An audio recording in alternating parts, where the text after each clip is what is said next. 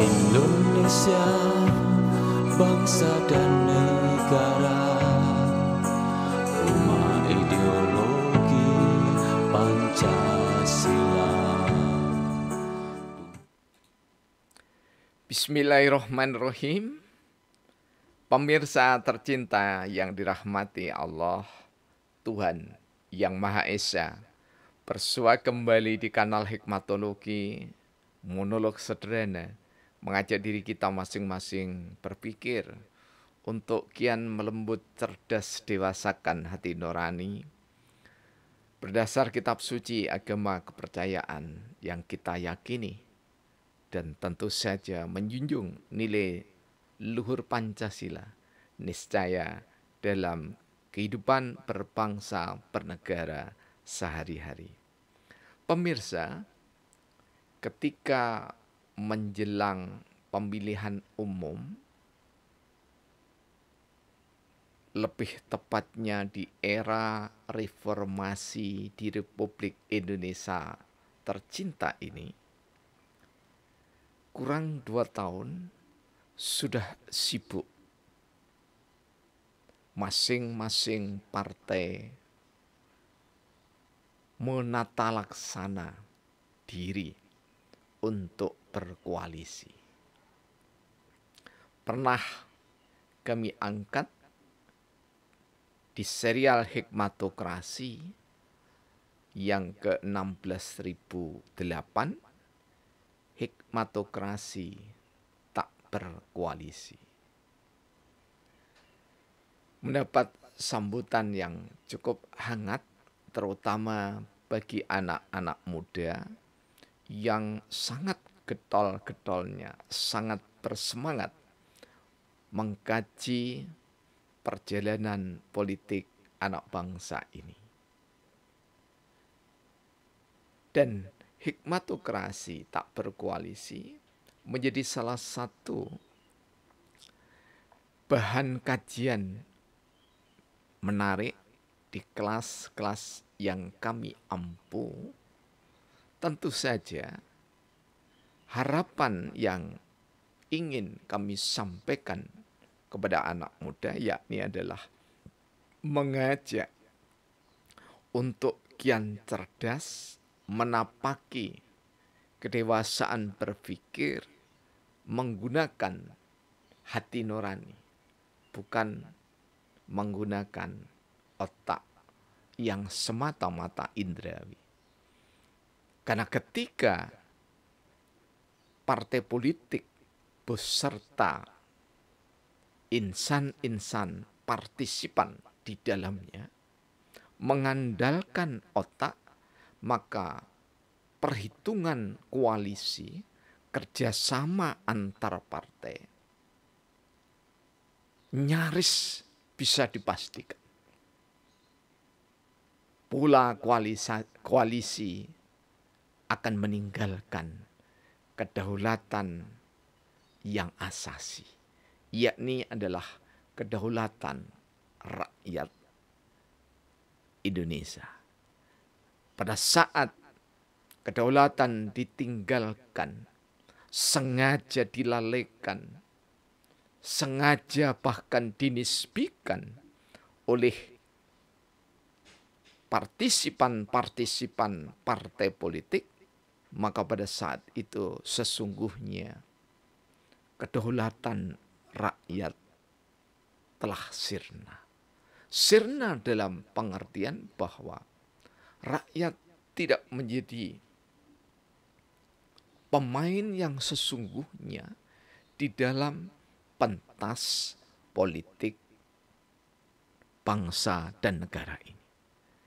Pada saat rakyat ditinggalkan karena koalisi-koalisi hanya berbasis pada kepentingan-kepentingan partai, meskipun dalam orasi-orasi yang disampaikan oleh para juragan partai politik adalah untuk menegakkan keadilan bagi seluruh rakyat Indonesia, namun rakyat tetap niscaya waspada, karena ketika rakyat ditinggalkan, tidak pernah dimintai pendapatnya oleh manusia-manusia yang ada di dalam partai politik, maka nyaris bisa dipastikan apa yang akan dibawa, apa yang akan diusung oleh partai-partai itu adalah semata-mata untuk meraih tahta. Tentu saja kita sebagai anak bangsa berprasangka baik kepada Allah Tuhan yang Maha Esa, niscaya karena prasangka baik kepada Allah Tuhan yang Maha Esa, juga kita berprasangka baik kepada saudara-saudara kita yang sekarang berada di dalam partai-partai politik. Meskipun kita sadar betul, paham betul bahwa partai-partai politik yang menjadi pilar demokrasi sekarang ini masih jauh dari harapan.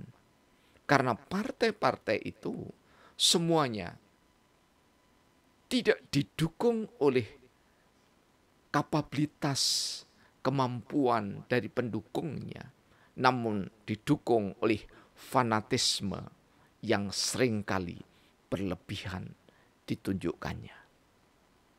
Karena ketika masa dalam rentang 5 tahun atau setidaknya hampir 5 tahun tidak pernah mendapatkan pendidikan dan pengajaran atau sosialisasi politik, maka kita tetap menjadi saksi bahwa banyak mereka yang menyandang gelar sarjana bahkan doktor sengaja mempertentangkan politik dengan agama, mempertentangkan politik dengan budaya, mempertentangkan politik dengan keimanan, kepercayaan kepada Tuhan yang Maha Esa.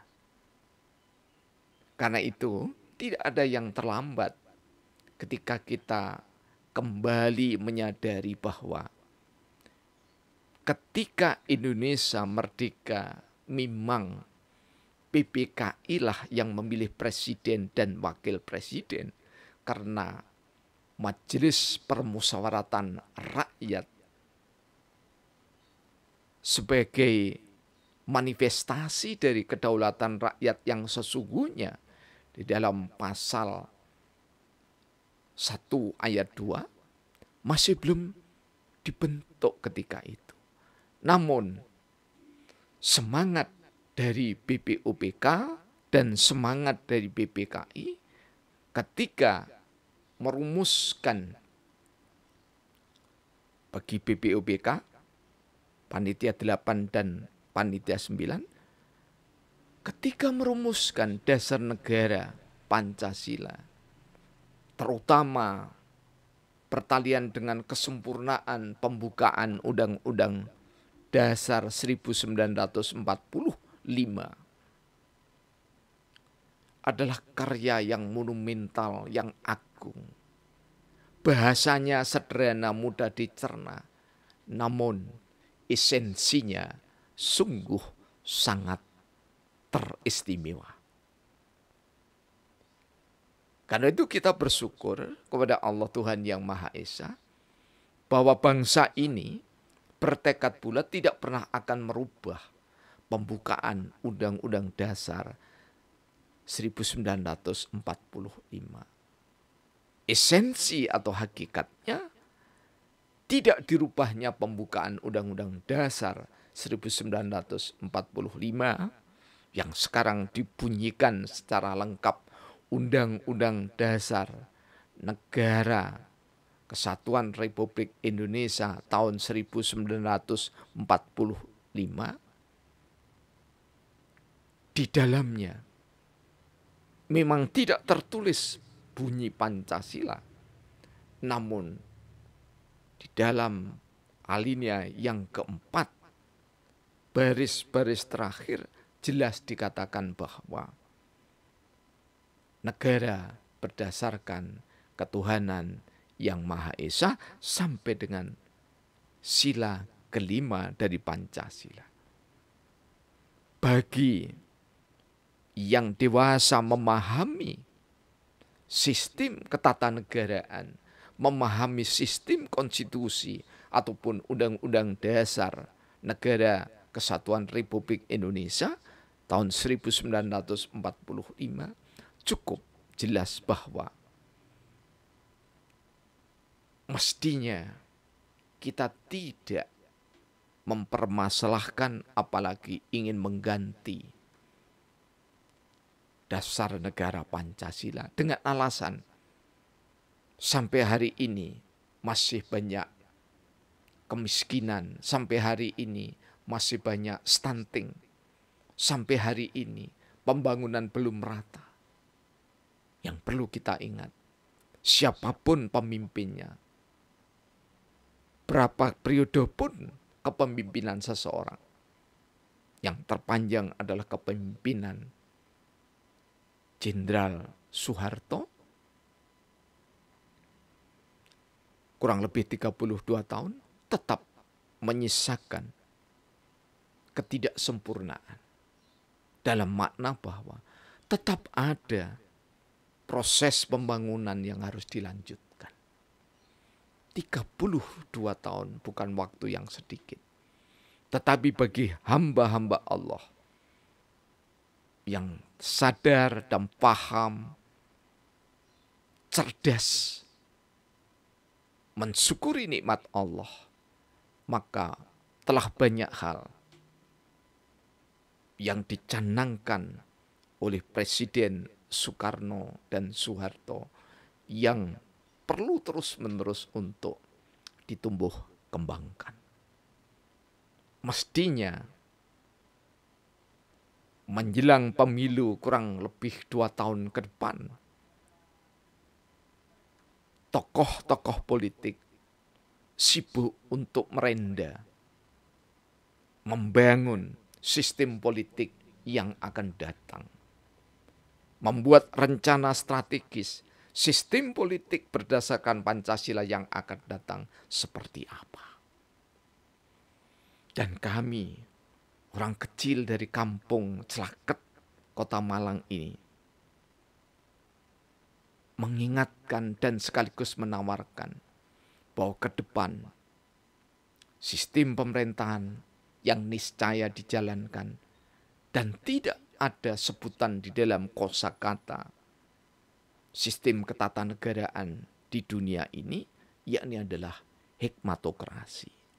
Dan lagi-lagi kami tidak sekedar melegitimasi hikmatokrasi tanpa koalisi, namun kami membaca dengan hati sejarah peradaban politik kebangsaan Indonesia saat didirikan pada awalnya adalah insan-insan yang diwakili oleh tokoh-tokoh ulama, rohaniawan, spiritualis, cendekiawan, akademisi yang semuanya berhati nurani.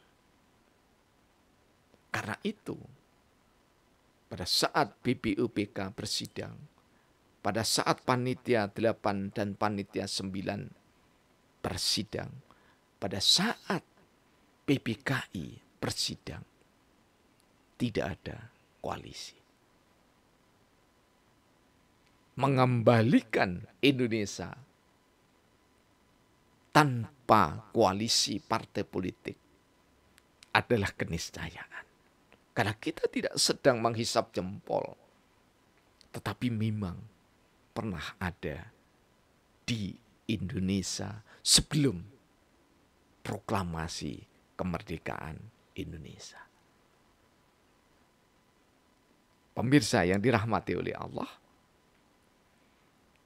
kami kemas data tentang hikmatokrasi tak berkoalisi bagian kedua pada Sabdana yang ke-600.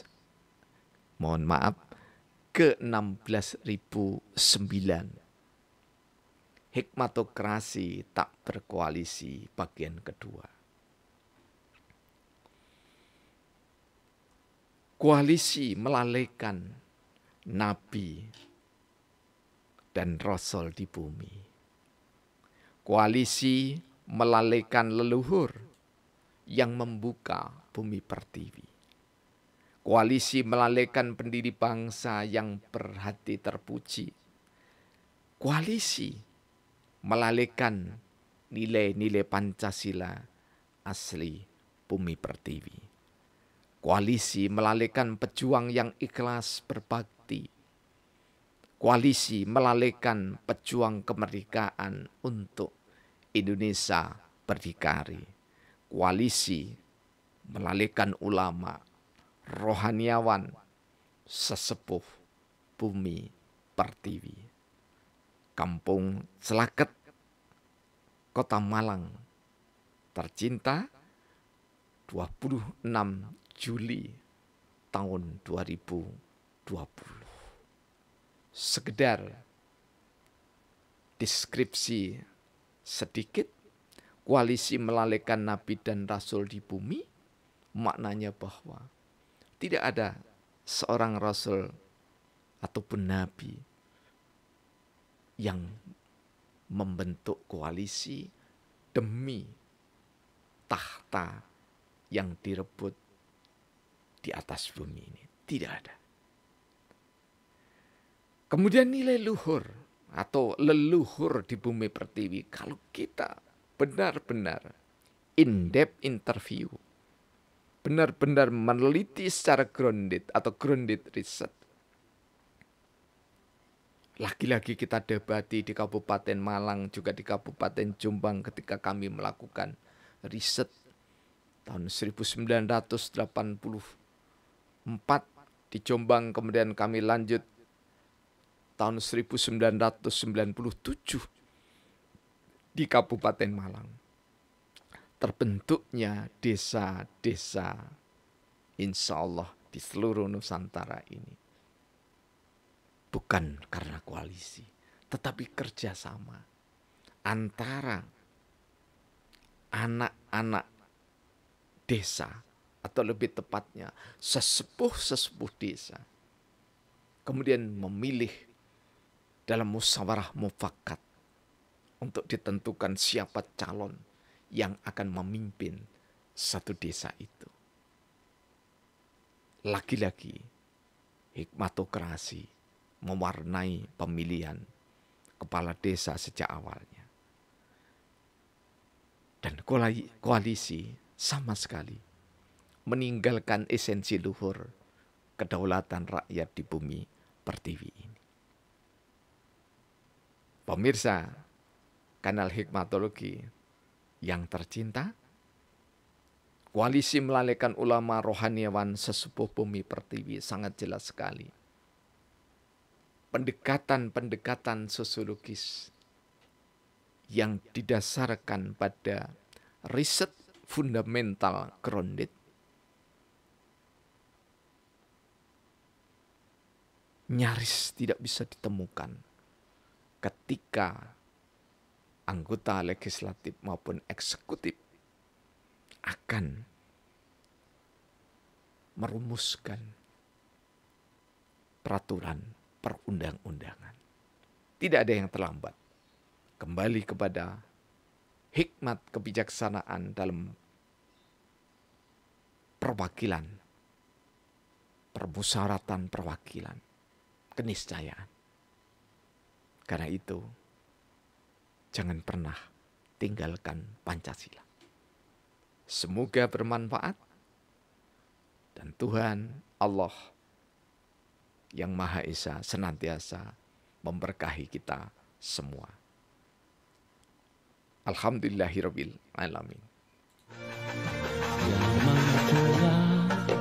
Ditulis pada